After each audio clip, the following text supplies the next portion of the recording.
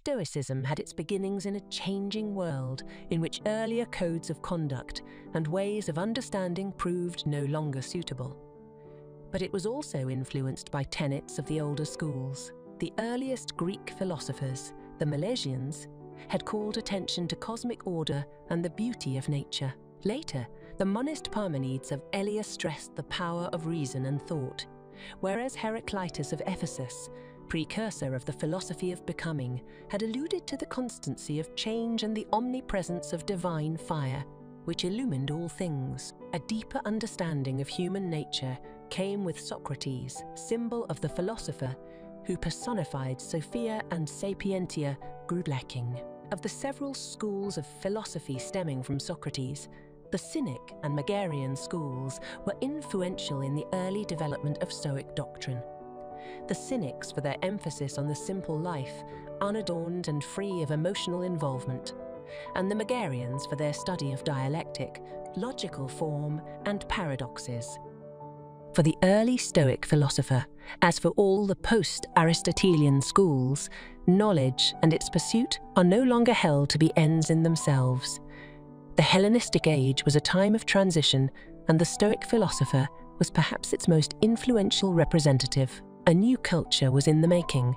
The heritage of an earlier period, with Athens as its intellectual leader, was to continue, but to undergo many changes if, as with Socrates, to know is to know oneself. Rationality as the sole means by which something outside of the self might be achieved may be said to be the hallmark of Stoic belief. As a Hellenistic philosophy, Stoicism presented an eos vitae, a way of accommodation for people to whom the human condition no longer appeared as the mirror of a uniform, calm, and ordered cosmos. Reason alone could reveal the constancy of cosmic order and the originative source of unyielding value. Thus, reason became the true model for human existence. To the Stoic, virtue is an inherent feature of the world, no less inexorable in relation to humans than are the laws of nature. The Stoics believed that perception is the basis of true knowledge. In logic, their comprehensive presentation of the topic is derived from perception, yielding not only the judgment that knowledge is possible, but also that certainty is possible on the analogy of the incorrigibility of perceptual experience. To them, the world is composed of material things, with some few exceptions in g.g. meaning, and the irreducible element in all things is right reason, which pervades the world as divine fire. Things such as material or corporeal bodies are governed by this reason or fate, in which virtue is inherent.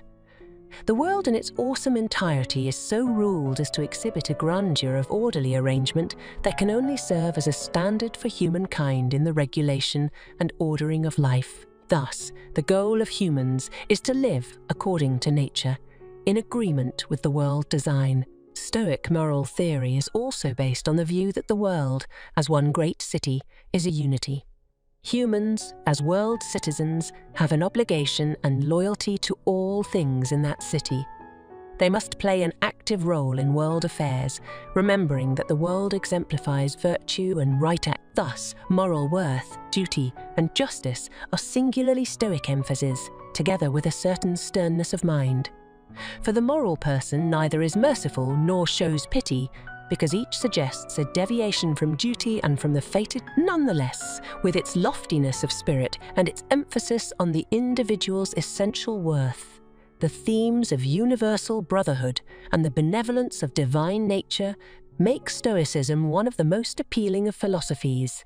Chief competitors in antiquity, Epicureanism, with its doctrine of a life of withdrawal in contemplation and escape from worldly affairs, and its belief that pleasure, as the absence of pain, is the goal of humans. Skepticism, which rejected certain knowledge in favor of local beliefs and customs, in the expectation that those guides would provide the quietude and serenity that the dogmatic philosopher, ADD, the Stoic could not hope to achieve. and with its hope of personal salvation provided by an appeal to faith as an immanent aid to human understanding and by the beneficent intervention of a merciful God. Along with its rivals, Stoicism enabled the individual to better order his own life and to avoid the excesses of human nature that promote disquietude and anxiety. It was easily the most influential of the schools from the time of its founding through the first 2 centuries C, and it continued to have a marked effect on later thought. During the late Roman and medieval periods, elements of Stoic moral theory were known and used in the formulation of Christian, Jewish, and Islamic theories of humanity and nature, of the state and society, and of law and sanctions in the works of Cicero, Roman statesman and orator, in Lactantius, often called the Christian Cicero, and in Boethius, a scholar transitional to the Middle Ages. In the Renaissance, Stoic political